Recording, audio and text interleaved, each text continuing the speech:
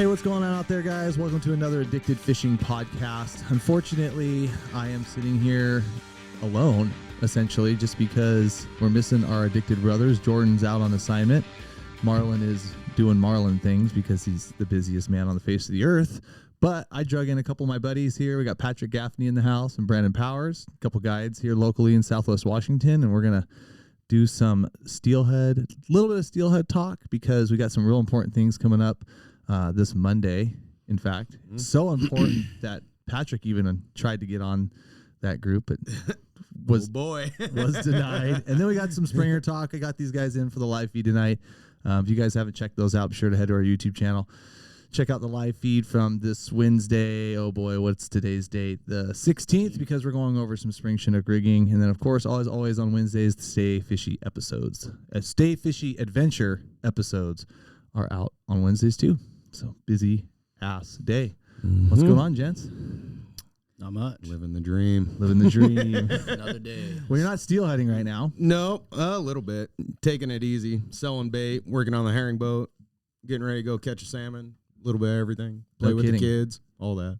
Yeah, for those that don't know, Patrick Gaffney's the guy who gets all our harbor herring and our Point Defiance herring. Yeah. Oh, I almost screwed that up. Probably gives us the best bait opportunities for spring Chinook, hands down. But this guy actually physically goes out and catches every single one, and he blesses. He gives every single herring he kisses each a little kiss as he puts them in the pack after he starves them and shocks them and puts them in the packages for you. Tuck them in. Tuck them in. Night. Tuck them in for night. But but steelhead got cut a little short, and this this whole Washington Coast Advisory thing, I know you guys have heard me talk about it a lot. We have the second ad hoc North Coast Advisory meeting this Monday the 21st. This was a group that was selected out of 12 people, selected by the WDFW staff, with mainly the fish program director and the director choosing those people to be on it. And what they ended up with was 12 individuals, and hardly any of them live in the area. And Patrick, you actually applied for this group, and considering the fact that it's going to be deciding like the management policy decisions for the next who knows how long, but they've put this public, well, I'm going to say that in a very light quotation, this public group of advisors together to basically decide the fate of the North Coast. Yeah. No, they got 12 people, and I mean, not to be fair, we do have a little bit of representation for our part of the fisheries, but most of it's up in the northern peninsula area, and where I predominantly fish, it's southern coast, mid Washington coast, and when they made this group, they in my opinion, they just completely just shut the door on any of us who fish in the Grays Harbor area region. Mm-hmm. And it just it felt like it was on purpose almost, because I truly don't think they want to hear outside opinions from outside the department or people that aren't going to be yes man, if you know what I mean, sure, for their narrative and what they're trying to achieve as far as conservation goals, and it's a complicated mess, and it's a evolving mess is what I think of it. There's so many parts and pieces and so many minds that go into it that it's hard to figure out, what's true, what's not true, what's the best, what's not the best. But it feels a little unfair. I've been trying really hard, on the behalf of myself and not just guides, but just the general public to get stuff back on track. 'Cause it just seems like in a blink of an eye, it went to hell in a handbasket. And now we're here with our hands tied behind our back. Like, what do we do now? Well, it's funny because the state seems to they put this group together because they're going to get ready to do something, but in not doing literally anything for like the last plenty of years has gotten us into this position. And unfortunately, I mean, there is some sport representation on there. I mean, we've got Bob Kratzer on there for one, who's, probably one of the strongest sport advocate for that North Forks region. But it seems like we have a lot of career scientists on there that from Olympia and Bellingham and Seattle. So it's just a lot of 206 area codes on that group. and to be honest, and I haven't been around as long as a lot of other people have, but I fish a lot, and You're on the water. I've never Well, seen the- any of those people. And I'll be honest with you too. Like, we served together on the WDFW guide committee advisory group, which I left this year just because for my own personal reasons. Yeah. But I mean, you're still on that, so you've been selected, and they've valued your input for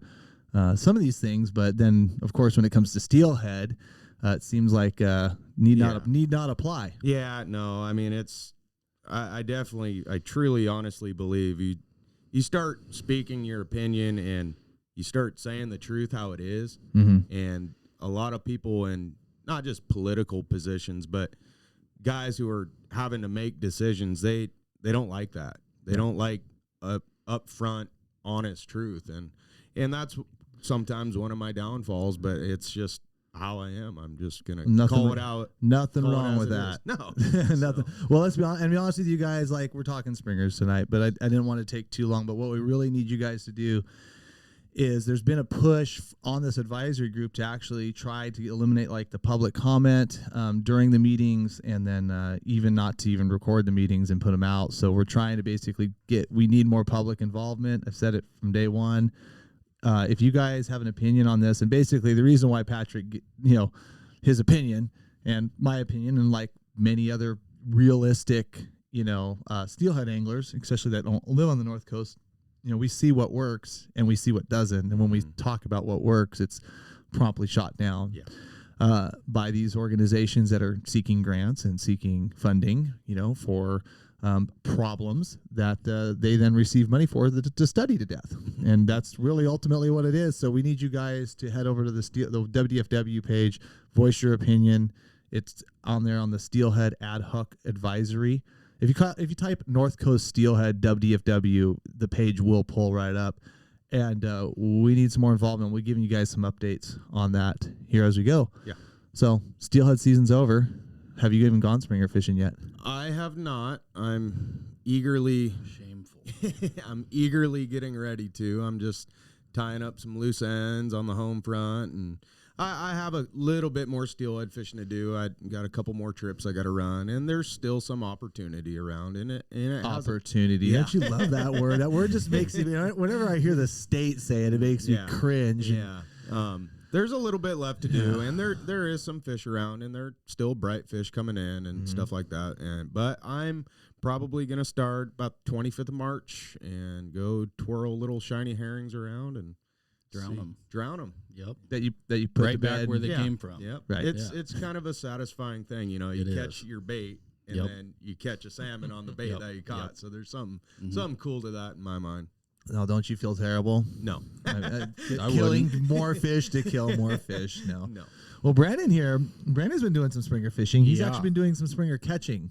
A little bit. No, I've been out seven times and have killed 2 and lost 1. So it's not bad by any means, but you just got to get out there. You can't catch them from the couch. So I figured start early, get the process down, and learn how to roll a bait again. People got to understand it's a quality over quantity 100%. kind of fishery. 100%. I mean, granted, there are those days, but for sure, there's nothing out there that beats the spring salmon. Yep. So I see it too. The earlier you get out there, the more you get your process going and get your system back to where you had it when you left it off. That one opportunity comes by, you're a little bit more prepared for it. Yeah. And that, man, there's something to be said about like momentum. Like you get in a stride and, whether you're guiding or not guiding, you got a good crew and things are jiving and clicking. And you start rolling, and there's something to be said for momentum in your boat for the day. You get your program figured out, and when you just up productivity too, you're fishing better. You feel like you're fishing better, and a lot of times, you get into your own head early springer fishing. Not getting bit. Oh no, something's wrong, and really, there's nothing wrong. It's just half of it's luck. So got to have them there first. Yeah. Right. It's not really a target-rich environment now, but what you're saying is if you can pull bites now, and you can be out there one day, see what's going on, and maybe it wasn't your turn that day, but you kind of see the very slight, subtle patterns that are happening, with the tide, or where you're fishing, or what direction you're fishing, or what you're fishing, whether it's triangles, 360s, whatever. And then when it actually becomes a little bit more of a target-rich environment, you're dialed. Yeah, exactly. Yep. So what's been the Exactly. secret right now then? You got to tell me Oh. because I've been out twice and haven't caught one. Yep, it's been a rainbow herring. Rainbow herring, kissed goodnight by Not- Patrick. Yeah, not cut plugged. We're just getting it to roll whole, and fishing it 2 feet on the counter. Shut up. Yep. I was like, oh shoot, okay, whole body herring. Okay, Yep, okay, yep. okay. No, it's been. I mean, Rainbow. How do you dye them rainbow? yeah. So you have to sit there for 6 hours and hold it. So you start with the tail, and you hold the tail in blue, and then you like flip it around and do red, but you have to hold it. That's like super crucial.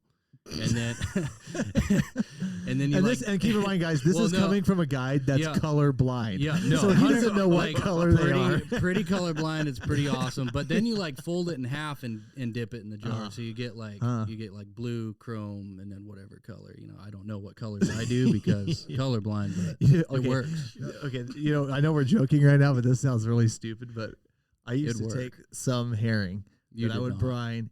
And I would like fill a flat tub with only like a 1/4 inch of yellow dye, go half, and then lay them in there and let them dye yellow on one half, and they were chrome on the other, and they looked sick. And they got bit, but not any more than any of my other stuff.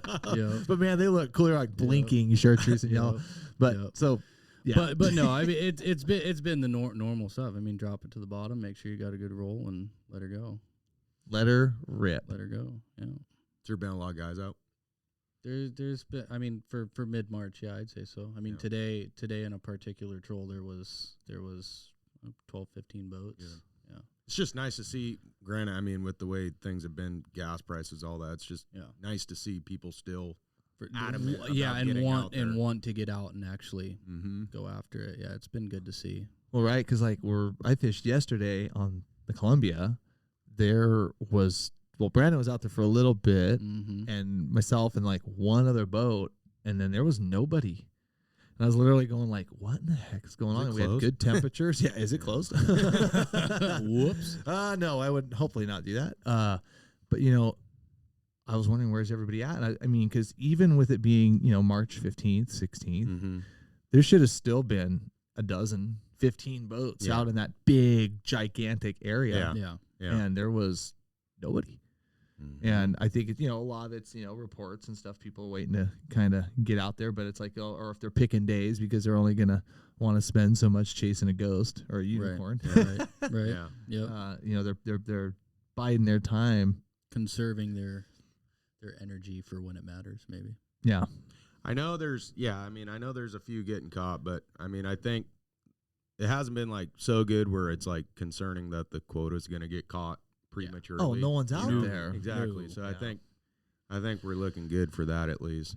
Is there still a lot of smelt around? There is, and there's even smelt all the way up to Portland, Vancouver right now, and they're dead in the river. Which that was kind of the surprise to me. I was kind of I don't know. I think those fish, if they got really full bellies and it's a target rich environment for the springers, that they kind of don't necessarily want your herring as aptly as they normally would. Yep. Why chase it down when you can just sit there in the current and wait? Just let one let some pores smelt, a little twitch. Perfect. Yeah. So I think there's a little bit of that going on, even though, like I said, conditions are prime. And honestly, like right now, like what do you guys think? I mean, I'm looking at this 10-day forecast as we're standing here now, and I'm not seeing anything scary. No. And as driving down here, I was looking up at the mountain, like there's not that much snow up there. No. So I think it's gonna be another troll year. And lucky you. Yeah. You can sell me some bait. I mean, granted, there's always those diehard guys, and I love running plugs as much as the next guy. Yeah. And there's always those spots, no matter what the water is at, that is a good anchor spot. But I don't know. I like trolling them up. So Yep. Same. I'm gonna troll them up until I can't see my bait a foot under the water anymore. Yep. Trolling triangles or 360s? Triangles. Yeah. You're a triangle. You haven't. I'm a simpleton, man. I don't. I mean, just triangle flasher, 5-foot leader, and a cut bait. Favorite short bus color? I like the Hangover. The Hangover. Which one's the Hangover? It's that like one. fluorescent green on half of it, and then UV on the other half. I don't think I've seen. But last year, my best though was that dusky Mm-hmm. That was Which one's the dusky? it's like half gold, half silver. Oh yeah, that's right. Mhm. That's that right. That's one right. That's actually right. worked really good. Yeah. But tried and true. My go getter is the hangover. Well, JT, I'm gonna have to get some. Yeah, Brandon, right. what's yours? What do you catch? Oh. What have you caught fish on this year? 2 of them came on. Actually, no, all separate flashers. One was the. Now remember, I'm colorblind here, so it's the pink and chrome and chartreuse chrome twisted one, whichever one that one is, with the green blade, and then an all chrome, and then the angry dragon. And the angry dragon is probably Angry dragon. Yeah, they're mean. Well, okay, they're mean. I'm Yeah. scared, but Yeah. what is? Yeah, what, it's I would okay. ask So you what color they are. I think it's red. It could be orange. Could be blue. I don't know. But it's definitely like UV moon jelly kind of thing on the top. Yeah. It was my number one last year. And guy a long time ago, he liked purple flashers. Yeah, why not? And then there's another one. It's like Or red. Tillamook hooker, they call it, or something like that. That's a good one too. Yeah. Is that Angry Dragon, Clint? It looks like Oh it's no. It's got to be the diagonal one. a diagonal. Yeah. Is that the one that's called Angry Dragon? Yeah, so we're getting we might be getting some might be names and wrong. numbers mixed up here Might be because I was just at Bob's earlier today. They had lots. So stock up. Good. Yeah, bet he got a week, or 3 days. Mm-hmm. I'm seeing more and more on Facebook. I think this run's going to come in strong. We had north of Falcon yesterday.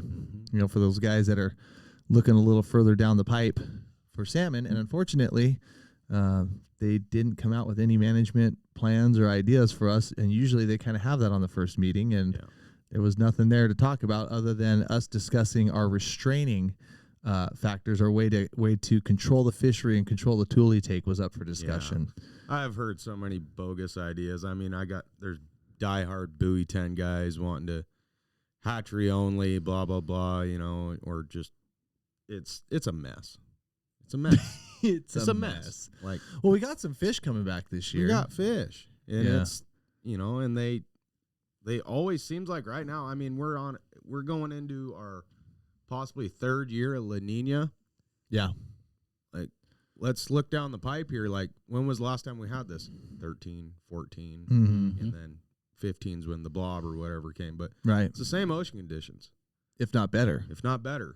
And you know, look at that, whatever that green stoplight chart. I mean, it's green all the way across. Yeah, last year. But I don't blame them for being a little like conservative, you know, because it's how many times do they get it right over getting it wrong? 2 million, 1.7 million. I'm talking coho, of Yeah. course. Yeah, and then also too this year with steelhead, two salt steelhead. I mean, holy crap, this is the best steelhead fishing I've seen in 10 Were years. all the inferior A runners that they were dumping in ditches because they had too many. Yeah, You know, they came back. Yeah. Yeah. Oh. Yeah, no, I think it's going to be a real interesting. I think it's going to be just a real interesting season to see, you know, because obviously with these springers that have come back good, the steelhead that definitely was good, and these early arrival of Chinooks, I think could be in for something. Yeah. Really, really cool. I'm feeling it. You I got the feeling it? tingles. Are you every day right now, Brandon, Yeah. for springers? Yep. And you're Every starting in day. a few days.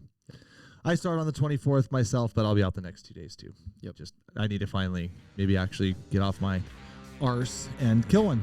So, alrighty, guys. Well, thanks for tuning in. As always, we got to get over to live feed, and so thanks, Patrick. Thanks, Brandon, for joining us. Anytime, man. You bet. Later.